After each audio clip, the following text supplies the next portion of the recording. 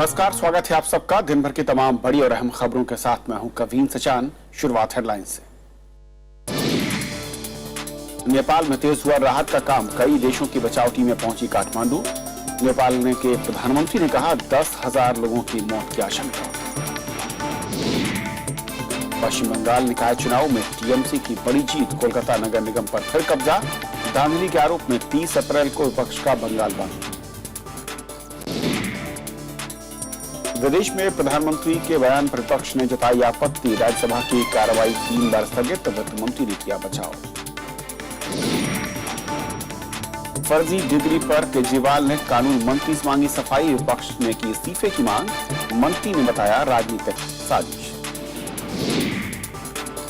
और general bogie में सफर कर राहुल गांधी पहुंचे पंजाब, सरहिंद मंडी में सुनी किसानों की समस्याएं, दिया मदद का भरोसा। और आइए देखते हैं हमारी पहली खबर।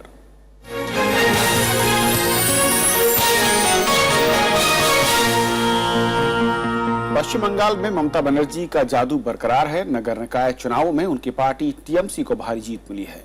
पार्टी ने प्रदेश के 92 में से 72 निकायों में जीत दर्ज की। कोलकाता नगर निगम पर भी टीएमसी ने अपना कब्जा बरकरार रखा है। वाम दल, कांग्रेस समेत विपक्षी दलों ने इन चुनावों में गड़बड़ी का आरोप लगाया है और उसके खिलाफ 30 अप्रैल को पश्चिम बंगाल बंद का ऐलान किया है। ये जीत का जश्न है तृणमूल कांग्रेस का। पश्चिम बंगाल में पार्टी ने 2/3 नगर निकायों पर जीत हासिल की है। शहरी मतदाताओं ने एक बार फिर मुख्यमंत्री ममता बनर्जी पर भरोसा जताया है। আমি বাংলার সকল মামাটি মানুষকে আমাদের অল ইন্ডিয়া তৃণমূল কংগ্রেসের পক্ষ থেকে আমাদের প্রণাম ও সালাম জানাচ্ছি, ধন্যবাদ ও নমস্কার জানাচ্ছি সকলকে এই সমর্থনের জন্য। 92 नगर निकायों में से टीएमसी ने कोलकाता समेत 2/3 निकायों में जीत हासिल की है। दक्षिण बंगाल में मुर्शिदाबाद और मालदा को छोड़कर ज्यादातर सीटों पर टीएमसी ने कब्जा जमा लिया है। हालांकि उत्तरी बंगाल में टीएमसी को वाम दलों से कड़ी टक्कर मिली है। राज्य में वाम दल और कांग्रेस के हाथ से कई निकाय निकल गए। वाम दलों और कांग्रेस ने चुनाव की निष्पक्षता पर सवाल उठाया है और सरकारी मशीनरी के इस्तेमाल का आरोप लगाया है। सारे बंगाल के लोग जानते हैं ये चुनाव के दिन किस तरीके से दहशतगर्द हुई है। बंगाल के आम लोग, आम वोटरों, जिनको उस दिन वोट देने के अधिकार छीना लिया गया। इतना आतंक के होने के बाद भी बीजेपी का ग्राफ बढ़ा है। ये दिखाता है कि पॉपुलर मूड बीजेपी की तरफ है, पॉपुलर मूड बंगाल में टीएमसी के खिलाफ। पश्चिम बंगाल में अगले साल विधानसभा चुनाव होने हैं, इसलिए नगरीय निकाय चुनाव को सेमीफाइनल के तौर पर देखा जा रहा था। तृणमूल कांग्रेस की भारी जीत से साफ हो गया है कि शहरी इलाकों में पार्टी की पकड़ और मजबूत हुई है और बंगाल में ममता बनर्जी का जादू बरकरार है। Bureau report, Rajya Sabha TV. और इस जीत पर और बातचीत करेंगे सुखेंदु शेखर हमारे साथ हैं, सांसद टीएमसी के। सुखेंदु जी, स्वागत है आपका और बधाई है आपकी जीत पर। लेकिन सवाल यह है कि जिस तरीके से वहां पर आप उम्मीद कर रहे हैं उससे बेहतर प्रदर्शन जरूर है, लेकिन बीजेपी का ग्राफ भी बढ़ता दिख रहा है। करीब मैं देख रहा हूं कि 50 सीटें हैं जहां पर नंबर 2 की पोजीशन पर। तो क्या ये कहा जाए कि मुकाबला अब लेफ्ट की बजाय बीजेपी से होता दिखेगा आगे? देखिए, अगर बीजेपी और सीपीएम का ये टारगेट होती है कि वो कौन 2 नंबर बनेंगे, तो ठीक है, हमारे लिए इसके लिए कोई दुश्चिंता है नहीं। उनको लड़ने दीजिए कि 2 नंबर पे कौन रहेगा, बीजेपी रहेगा कि लेफ्ट रहेंगे। आज जो समर्थन हमको मिला है टीएमसी को, ये कोई नई बात नहीं है। नई बात यह है कि समर्थन दोहराया गया, ये नई बात है। क्योंकि ये 2009 में जब लोकसभा चुनाव हुआ, 2011 में जब विधानसभा चुनाव हुआ, उसके बाद जब हम लोग सत्ता में आए, उसके बाद जब पंचायत चुनाव हुआ, हर चुनाव में बंगाल की आम जनता ममता बनर्जी की बलिष्ठ नेतृत्व जो है, उनकी जो प्रगति का कार्यक्रम है, उसको समर्थन दे रहे हैं। और इतना भारी संख्या से, बहुमत से दे रहे हैं कि 2/3 बहुमत मिलती है हमारा पार्टी को। ये कोई आश्चर्य घटना नहीं है, क्योंकि बंगाल की जनता ममता बनर्जी के साथ है, तृणमूल कांग्रेस के साथ है, यही साबित होता है। लेकिन कुछ लोग ये भी कह रहे हैं कि यहाँ पर त्रिकोणीय मुकाबला हुआ है, बीजेपी एक तरफ, लेफ्ट एक तरफ, और टीएमसी को सीधा सीधा इस त्रिकोणीय मुकाबले का, ट्रायंगुलर फाइट का फायदा मिला है। सारा हिंदुस्तान में तो ऐसे ही मल्टी कॉर्नर कॉन्टेस्ट होता है, कहाँ नहीं होता है। यूपी में नहीं हुआ, बिहार में नहीं हुआ, तमिलनाडु में नहीं हुआ, कहाँ, हर जगह जहाँ क्षेत्रीय दल या तो सत्ता में है या प्रधान प्रतिपक्ष है, वहां तो मल्टी कॉर्नर कॉन्टेस्ट होता है। यूपी में क्या हुआ, 5 कॉर्नर कॉन्टेस्ट हुआ। दिल्ली में क्या हुआ हाल में विधानसभा चुनाव में। तो ये तो लोकतंत्र का महिमा है हमारा देश का कि एक से ज्यादा अधिक पार्टी रहेंगे, एक से अधिक पार्टी रहेंगे और अपना अपना ये जो नीति और कार्यक्रम है वो लोग की जनता के पास जाएंगे। जनता जिसको समर्थन करेगा, जनता का जो राय होती है, इसको नतमस्तक मान लेना लोकतंत्र का सिर्फ नियम ही नहीं, हालांकि इसका निर्यास है। लेकिन लेफ्ट पार्टियों का आरोप यह है कि करीब 15% वोटों की हेराफेरी की गई है और धांधली के आरोप भी लगा रही है। देखिए, उनका स्टैटिस्टिक्स जो लोग बनाते हैं वो तो कम्युनिस्ट वालों का एक बहुत अच्छा चीज होती है कि उनका जो प्रचार जो होते है, कैंपेन जो बिल्डअप करता है, तो जब वो जीतते हैं उसका कैसे वो जीता वो उसका साबित करने के लिए वो हमेशा एक आर्गुमेंट देता है। हारा क्यों, उसके लिए भी वो एक आर्गुमेंट दे देती है। जो लोग जनता को राय मानने सीखा नहीं, 34 साल कैसे वोट हुआ बंगाल में, जो लोग बंगाल में रहते हैं वो लोग जानते हैं। एक एक आदमी से पूछिए 34 साल कैसे भी थी, सबको मालूम है। ये लोग क्या किया, चुनाव की पहले सीपीएम, सारे लेफ्ट, कांग्रेस, बीजेपी, तीनों विरोधी पक्ष, विरोधी दल मांग किया कि नगर निगम के चुनाव में सेंट्रल फोर्स चाहिए, केंद्रीय बाहिनी, जो कि हिंदुस्तान में कहीं नहीं हुआ, हमारे वहां हुआ। एक बार पहले भी 2006 के विधानसभा चुनाव में ऐसा विरोधी हम भी किया था, कांग्रेस ने भी किया था, बीजेपी ने भी किया था विधानसभा चुनाव में। तब यही लोग जाके, जो आज नया सेक्रेटरी बना है, जो पहले सेक्रेटरी था, ये लोग जो चुनाव आयोग में जाके बोला मत भेजो सेंट्रल फोर्स, चुनाव आयोग को बोला क्यों, क्या बोला संघीय ढांचा पर हस्तक्षेप होगा एक, और दूसरा पॉइंट क्या था, ये लोग लोकल लैंग्वेज नहीं जानते हैं, वहां जाने से बहुत गड़बड़ी होगा, अशांति बढ़ जाएगा। वही लोग मांग किया इस नगर निगम चुनाव के पहले की केंद्रीय बाहिनी चाहिए। तो हमारे राज्य सरकार ने केंद्र सरकार को लिख दिया कि केंद्रीय बाहिनी भेज दो, ये लोग मांग रहा है विरोधी पक्ष, केंद्र सरकार ने टाल दिया, बोला कि नहीं नहीं भेजेंगे। आखिरी सवाल ये बनता है कि क्या बड़ा फैक्टर है जो आपको लगता है जीत का कारण है, और क्या ये जो मोमेंटो है ये विधानसभा चुनावों तक कैसे आप इसे कंटिन्यू करेंगे? जिस ढंग से हम 2009 से ये परंपरा जारी है, बंगाल की आम जनता का आशीर्वाद लेके ममता बनर्जी का विजय रथ जो आगे बढ़ रही है, उसी परंपरा 2016 का जो विधानसभा चुनाव है उसमें बरकरार रहेगी। ये सिर्फ हमारा उम्मीद नहीं है बल्कि हमारा विश्वास है। चलिए, बहुत बहुत शुक्रिया हमसे बातचीत करने के लिए, वक्त देने के लिए। तो पहली खबर में इतना ही, वक्त ब्रेक का, ब्रेक का उस पार बात कुछ और अहम खबरों की।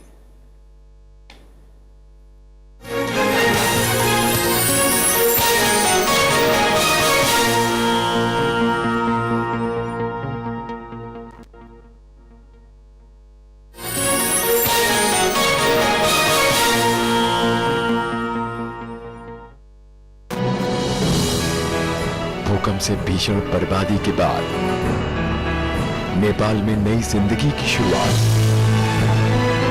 भारत ने बढ़ाया मदद का हाथ। नेपाल के प्रधानमंत्री सुशील कोइराला ने आज ये अंदेशा जताया। इस बीच ऑपरेशन मैत्री के तहत भारत ने एनडीआरएफ की 6 और टीमें काठमांडू भेजी हैं। उधर भारत ने अपने नागरिकों के साथ अब तक 15 देशों के 421 नागरिकों को भी निकाला है। नेपाल के लिए आज का दिन भी परेशानी भरा रहा। सुबह 4:05 और 5:10 पर 2 भूकंप आए और लोग सड़कों पर निकल आए। वैसे भी शनिवार के बाद पूरे देश की नींद उड़ी हुई है। सुबह हालांकि मौसम अच्छा था और 3-4 घंटे राहत कार्यों में तेजी आई, लेकिन दोपहर होते होते घने बादल छा गए और मूसलाधार बरसात शुरू हो गई। काठमांडू की सड़कों पर ओले भी गिरे। इस कारण मलबे में दबे लोगों को निकालने का काम रोकना पड़ा। पूरे नेपाल में अंदरूनी इलाकों में अभी भी हजारों लोग मलबे में दबे हैं और उनके बच निकलने की उम्मीद कम है। अब तक करीब 4,500 लोगों के मारे जाने की खबर है। इनमें काठमांडू में सर्वाधिक 1,500 लोगों ने जान गंवाई है। नेपाल के प्रधानमंत्री भी मानते हैं कि मरने वालों का आंकड़ा बढ़ सकता है। निर्माण कार्यलाई सघाउन स्वदेश तथा विदेशमा रहनुभएका समस्त नेपाली दिदीबहिनी तथा दाजुभाइहरूबाट अभिव्यक्ति सहानुभूति, सान्त्वना र उदारपूर्वक प्राप्त सहयोगको प्रशंसा गर्दछु। स्वेच्छाले यस्तो परोपकारी कार्यमा राहत पुर्याउनु हुने समस्त महानुभावहरूप्रति म कृतज्ञता व्यक्त गर्दछु। इस बीच भारत से भेजी गई बचाव दल की टुकड़ियों ने भी लोगों को निकालने का और बचाने का काम तेज कर दिया। भारतीय वायुसेना ने भूकंप के कारण अंदरूनी इलाकों में फंसे लोगों को सुरक्षित स्थानों पर पहुंचाया। भारतीय स्वयंसेवी संगठन भी बड़ी मात्रा में कपड़े, पानी, दवाइयां और तंबू जैसे आवश्यक सामान की आपूर्ति कर रहे हैं। राहत कार्यों में भारत की भूमिका की अमेरिका ने भी सराहना की है। उधर उत्तर प्रदेश और बिहार की सरकारों ने अपने स्तर पर बचाव कार्यों में अपने तंत्र को झोंक दिया है। हालांकि आज भी विमान सेवाएं अस्त व्यस्त रहीं, मगर सैनिक विमानों और सड़क के जरिए लोग सुरक्षित भारत पहुंचते रहे। और ये ऑपरेशंस पिछले 72 घंटे से चल रहा है। हमारे जवान जो हैं दिन रात मेहनत करके और इन शवों को और इन जिंदा लोगों को निकाल रहे हैं। और प्रतिदिन नेपाल आर्मी की मदद से वो हमें बताते हैं कि कहाँ जाना है, और उन स्थानों पर, उन मोहल्लों पर हम जाते हैं और जहाँ स्ट्रक्चर्स कोलैप्स कर गए हैं उनमें हमारी टीम, एनडीआरएफ की टीम जो है सर्च करती है और रेस्क्यू करके उन लोगों को निकालने का प्रयास कर रही है। जिन लोगों को खाने पीने की समस्या है तो भारत सरकार की तरफ से नेपाल सरकार को हम लोग ये साधन उपलब्ध करा रहे हैं ताकि वो लोग उसका वितरण कर सकें। टेंट्स हैं, चाहे खाने पीने की चीजें हैं, जिन लोगों के घर ढह गए हैं तो वो टेंट्स में रह रहे हैं, तो ये प्रायोरिटी है। लेकिन अभी भी बड़ी चुनौती नेपाल की जिंदगी को पटरी पर लाने की है। सुरुको भूकम्प हुँदाखेरि म आफ्नै कोठामा थिएँ र भूकम्पको झट्का मैले फिल गर्ने बित्तिकै म तल झरिहालेँ। झरेर बाहिर आउने बित्तिकै मेरो अगाडिको घर ढलिहाल्यो। त्यसको अलावा म दरबार स्क्वायर आएँ र मैले आफ्नो दरबार स्क्वायर खोज्न बाध्य भएँ। मैले आफ्नो दरबार स्क्वायर मैले त्यहाँ पाएन। मेरो भक्तपुर म खोजिदिएको छु अहिले। मेरो वास्तविक भक्तपुर अहिले कहाँ छ म त्यो खोजिदिएको छु अहिले। अरू समस्या अब टोयलेटको समस्या छ, पानीको समस्या छ, अब यो फोहोरहरू भयो, बढार्न आउने मान्छे छैन। ग्रामीण इलाकों में बचाव कार्य संतोषजनक नहीं है। टेलीफोन और बिजली सेवाएं लड़खड़ा गई हैं। होटलों और दफ्तरों में कर्मचारी नहीं पहुंच रहे हैं। टैक्सियां उपलब्ध नहीं हैं और हजारों लोग खुले मैदान में शरण लेने पर मजबूर हैं। राजेश बादल, राज्यसभा टीवी, काठमांडू। और हमारे वरिष्ठ सहयोगी और राज्यसभा टीवी के एग्जीक्यूटिव डायरेक्टर राजेश बादल इस वक्त काठमांडू में मौजूद हैं। सीधे उनके पास रुक करते हैं। राजेश जी, जिस तरीके से खबरें मिल रही हैं कि खुद वहां के प्रधानमंत्री कह रहे हैं कि भाई अभी जो आंकड़ा है ये 10,000 को अगर पार कर जाए तो कोई आश्चर्य वाली बात नहीं, क्योंकि बहुत बड़ा इलाका है जहां पर अब तक रेस्क्यू टीमें नहीं पहुंची है। किस तरह की हकीकत आप देख पा रहे हैं वहां से?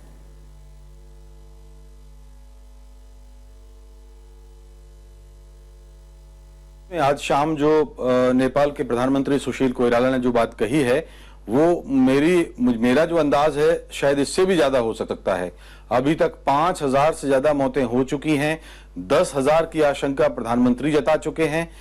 80 लाख लोग पीड़ित हैं और न जाने कितने लापता हैं, जहां तक 4 दिन से कोई मदद और सरकारी सहायता पहुंची नहीं है। पहाड़ों पर जो गांव बसे हैं, अंदरूनी इलाकों में जो गांव बसे हैं, उन इलाकों तक तो आज तक एक भी राहत का दल, एक भी राहत का कोई कर्मचारी वहां पहुंचा नहीं है। और दूसरी एक चिंता वाली बात यह है कि आज दिन भर में, आज सुबह से लेकर के शाम तक 6 भूकंप के झटके और आए हैं। जो ताजा झटका आया है वो शाम को 5:03 पर आया है। तो एक तरफ भूकंप के झटके लगातार आ रहे हैं, लोगों को डरा रहे हैं। बारिश हो रही है, आज दोपहर के बाद मूसलाधार बारिश हुई, ओले गिरे और उस वजह से राहत कार्य और बचाव कार्य रोक देने पड़े। हजारों लोग मैदान में कीचड़ और पानी के बीच में अपना एक तंबू ताने शरण लेने पर मजबूर हैं। कविंद्र, और जिस तरीके से मेडिकल सेवाओं की बात हो रही थी राजेश जी, बहुत अहम है कि तमाम लोग जो घायल हुए हैं और भारी बारिश के बीच बहुत मुश्किल है, मैं कहूं कि नामुमकिन सा दिखता है कि किस तरीके से उनके इलाज होंगे, और रेस्क्यू के लिए जो अलग अलग दूर दराज के इलाके हैं उन तक पहुंचना भी मैं कहूं कि बारिश ने और मुश्किल कर दिया है।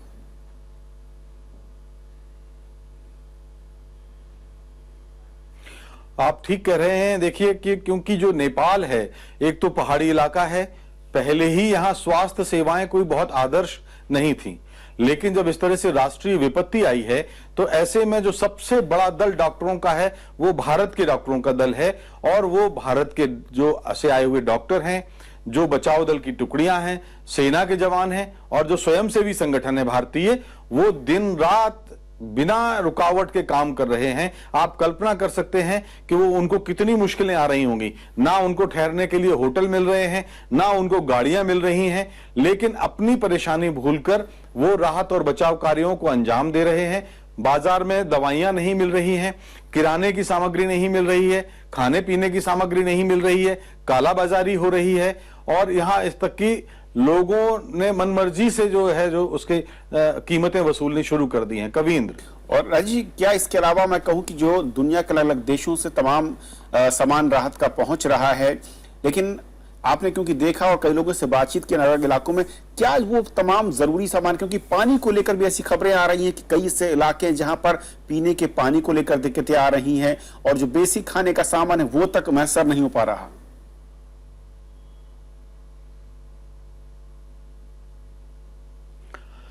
जी हाँ, पानी की तो बहुत बड़ी किल्लत है, और सबसे बड़ी बात यह है कि लोगों को आशंका यह है, डर यह है कि जैसे ही ये बरसात थमेगी, मौसम खुलेगा, तो जो मलबे में दबे लोग हैं उनके शव सड़ने लग जाएंगे और फिर महामारी फैलने का खतरा बढ़ जाएगा। ऐसे में जो अभी आज जो मदद का ऐलान हुआ है, और संयुक्त राष्ट्र ने 150 करोड़ रुपए का मदद का ऐलान किया है। भूटान के प्रधानमंत्री आज विशेष विमान से यहां आए थे, 10 करोड़ रुपए की मदद उन्होंने नेपाल को दी है। यूरोप के देशों ने और पश्चिमी देशों से भी मदद आ रही है, लेकिन सवाल यह है कि जो मदद आ रही है वो काठमांडू और शहरी इलाकों में तो पहुंच रही है जी, लेकिन चिंता की बात यह है कि जो पहाड़ों पे बसे गांव हैं, अंदरूनी इलाके के गांव हैं, जो एकदम गरीब तबका है, वहां तक ये मदद नहीं पहुंच रही है। जी राजेश जी, बहुत बहुत शुक्रिया वहां से तमाम ताजा जानकारी हम तक पहुंचाने के लिए, बहुत बहुत शुक्रिया आपका। और फिलहाल एक छोटा सा ब्रेक लेंगे, और ब्रेक के पार दिन भर की दूसरी बड़ी खबरें।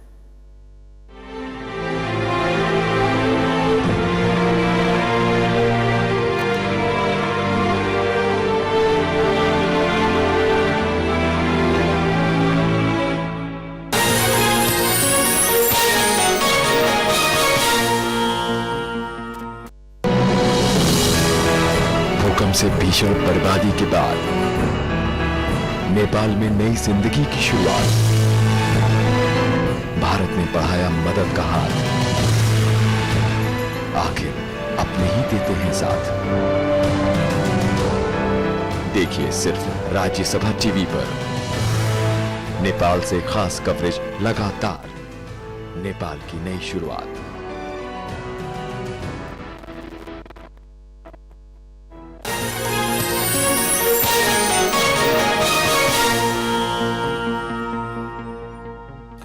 केंद्रीय गृह मंत्री राजनाथ सिंह ने धर्म बदलने के अधिकार पर रोक वाला कानून बनाने की फिर से वकालत की है।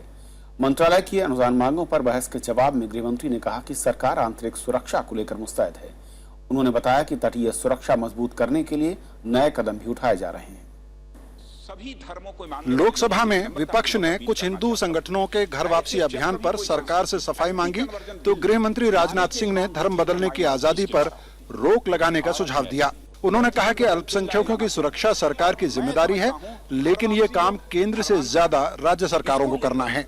मैं समझता हूं घर वापसी हो, धर्मांतरण, इसको लेकर कम्युनल हार्मनी के ऊपर जो क्वेश्चन मार्क समय समय पर लगता रहता है, तो शायद इसको दूर यदि हम करना चाहते हो, यदि यह सभी सदन सहमत हो, तो एक बार यह फैसला कर दे कि हम यहाँ एंटी कन्वर्जन बिल सर्वसम्मति सदन में पारित करेंगे। मैं समझता हूं कि फैसला हो गया। गृह मंत्रालय के अनुदान मांगों पर बहस के दौरान विपक्षी दलों ने अल्पसंख्यक समुदाय के प्रार्थना स्थलों पर हमले और घर वापसी जैसे अभियानों की निंदा की। विपक्ष की मांग थी कि सरकार अल्पसंख्यकों को सुरक्षा का भरोसा दिलाए।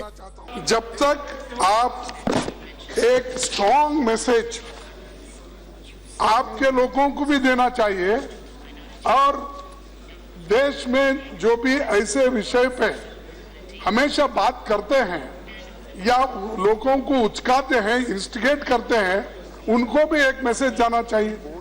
बहस में जम्मू कश्मीर, पूर्वोत्तर और माओवादी हिंसा से पीड़ित इलाकों में सुरक्षा के सवाल भी आए। सरकार ने इन मोर्चों पर प्रभावी तरीके से काम करने की बात कही। गृह मंत्री ने माना कि पुलिस आधुनिकीकरण के लिए मंत्रालय को फंड नहीं मिला है। यहाँ पर पुलिस मॉडर्नाइजेशन की बात आई कि पुलिस मॉडर्नाइजेशन के लिए फंड एलोकेशन रहता था गृह मंत्रालय में, जो समय समय पर हम उसे राज्यों को देते थे। इस संबंध में हमारी प्रधानमंत्री जी से भी बात हुई है, वित्त मंत्री जी के साथ हमारी बातचीत हुई है और हम लोग ये सोच रहे हैं कि इसका विकल्प कैसे तैयार किया जाए। गृह मंत्री ने दावा किया कि प्राकृतिक आपदाओं से निपटने के लिए मंत्रालय बेहतर तैयारी कर रहा है। प्रणव गोस्वामी के साथ श्याम सुंदर, राज्यसभा टीवी। राज्यसभा में सदन के नेता अरुण जेटली ने प्रधानमंत्री के विदेश में दिए बयान का बचाव किया। इस मामले पर विपक्षी सांसदों ने चर्चा की मांग की थी, जिसे उपसभापति ने खारिज कर दिया।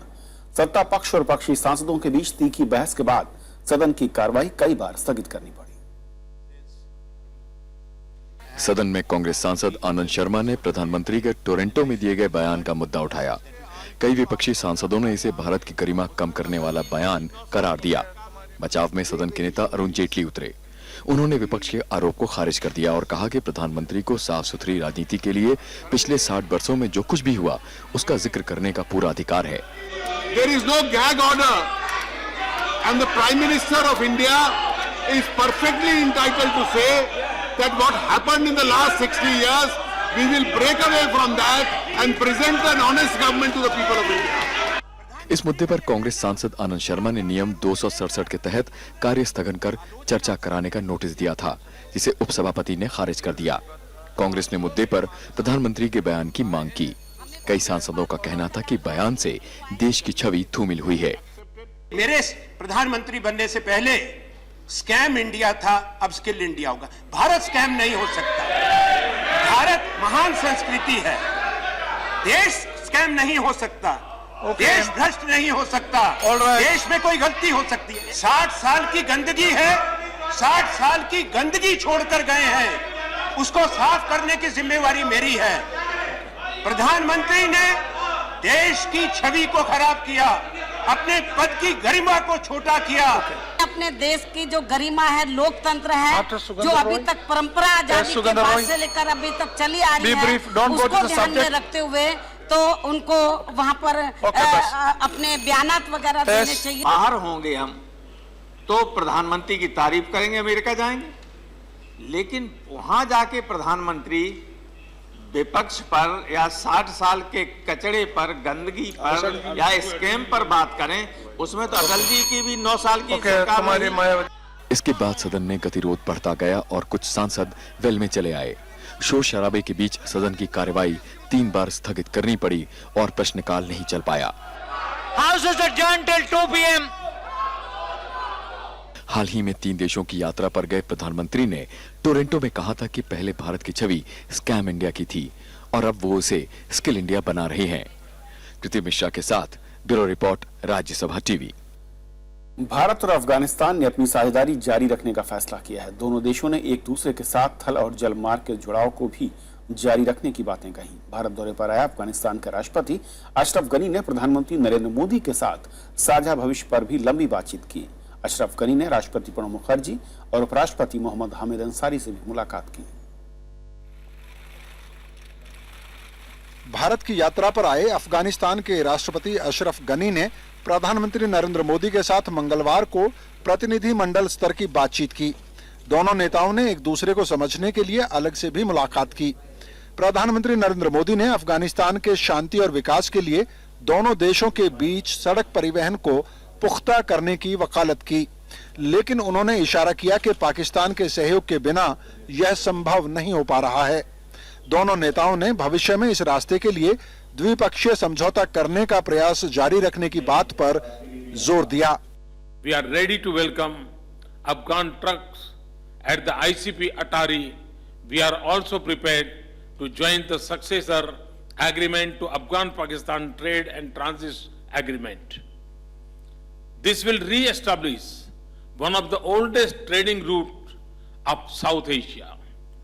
I also reaffirm my commitment to take the Chabahar port project in Iran forward. Ashraf Ghani ने कहा कि अफगानिस्तान आतंकवादियों के मामले में कोई भेदभाव नहीं करता। उन्होंने कहा कि भारत में अफगानिस्तान के 13,000 से ज्यादा छात्र शिक्षा ले रहे हैं और वे भारत और अफगानिस्तान के भविष्य को जोड़ने वाली कड़ी का निर्माण करेंगे। अशरफ गनी ने अफगानिस्तान में भारत का निवेश जारी रखने की इच्छा जाहिर की। Yesterday I had the pleasure of meeting with people who after 200 years of living speak still Pashto or Dari of absolute pure cadence. That is an indication of the ties that we have had in the past. Here is a guide to the future. Afghanistan के राष्ट्रपति ने क्षेत्रीय सहयोग तेज करने की इच्छा जाहिर की है। वहीं प्रधानमंत्री नरेंद्र मोदी ने कहा कि भारत की तरफ से अफगानिस्तान को सहयोग जारी रहेगा। बातचीत से पहले अफगानिस्तान के राष्ट्रपति का विशेष मेहमान के रूप में राष्ट्रपति भवन में स्वागत किया गया। बाद में वे महात्मा गांधी की समाधि पर श्रद्धांजलि देने भी गए। प्रधानमंत्री नरेंद्र मोदी और राष्ट्रपति अशरफ गनी के बीच आपसी समझदारी तो साफ साफ झलक रही थी, लेकिन बाधा के रूप में दिखाई पड़ रहा था पाकिस्तान और भारत और अफगानिस्तान के बीच की प्राकृतिक दूरी। यह मामला कैसे हल होगा, इस पर आगे बातें जारी रहेंगी। राज्यसभा टेलीविजन के लिए कैमरा पर्सन डी के पांडे के साथ दिल्ली से अखिलेश सुमन।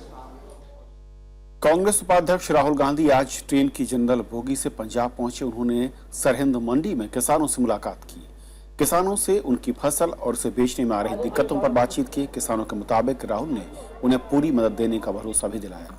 दरअसल बेमौसम बारिश के बाद किसानों का आरोप है कि उनकी फसल औने पौने दामों पर खरीदी जा रही है। व्यापारी इसके लिए फसल खराब होने का बहाना बता रहे हैं और इससे किसानों पर दोहरी मार पड़ रही है। गौरतलब है कि मई से राहुल गांधी किसान पदयात्रा शुरू कर रहे हैं। इसका आगाज विदर्भ या तेलंगाना से भी हो सकता है। भूमि अधिग्रहण अध्यादेश के खिलाफ कांग्रेस दिल्ली में एक बड़ी रैली भी कर चुकी है। राहुल गांधी जी ਇੱਥੇ ਆਏ ਨੇ, ਅਸੀਂ ਉਹਨਾਂ ਦਾ ਬਹੁਤ ਕਿਸਾਨ ਖੇਤ ਮਜ਼ਦੂਰ ਸੈੱਲ ਵੱਲੋਂ ਅਸੀਂ ਉਹਨਾਂ ਦਾ ਧੰਨਵਾਦ ਕਰਦੇ ਹਾਂ ਕਿ ਉਹਨਾਂ ਨੇ ਕਿਸਾਨਾਂ ਤੇ ਮਜ਼ਦੂਰਾਂ ਦਾ ਜਿਹੜਾ ਦੁੱਖ ਸੁਣ ਲਈ। दिल्ली के मुख्यमंत्री अरविंद केजरीवाल ने अपने कानून मंत्री जितेंद्र तोमर से फर्जी डिग्री विवाद पर सफाई मांगी है। बिहार के तलकामांझी भागलपुर यूनिवर्सिटी ने हाईकोर्ट में हलफनामा दिया है कि जितेंद्र तोमर के स्नातक प्रोविजनल सर्टिफिकेट फर्जी हैं। विपक्षी पार्टियों ने इस मामले में जितेंद्र तोमर के इस्तीफे की मांग की, लेकिन तोमर ने साफ कर दिया कि वो इस्तीफा नहीं देंगे। जब एक चीज नजर आ रही है कि बिल्कुल सफेद झूठ है, सब झूठ पे आधारित सारी चीजें, तो उस पर कोई इस्तीफा देने की बात नहीं होती है। जब कोई चीज कहीं सच है ही नहीं दूर दूर तक किसी चीज में। We demand that immediately this law minister should be sacked. He should be asked to vacate the assembly seat, and also Arvind Kejriwal should take moral responsibility for this lapse. ऐसे में जो नैतिकता, मौलिकता और इस पर आधारित राजनीति की बात करते हैं, मैं उन लोगों से जानना चाहती हूँ कि ऐसे व्यक्ति को न केवल आपने अपने मंत्री पद पर बिठाया, बल्कि उसको कंटिन्यू क्यों किया। तो खबरों के आज के सफर में बस इतना ही। नमस्कार।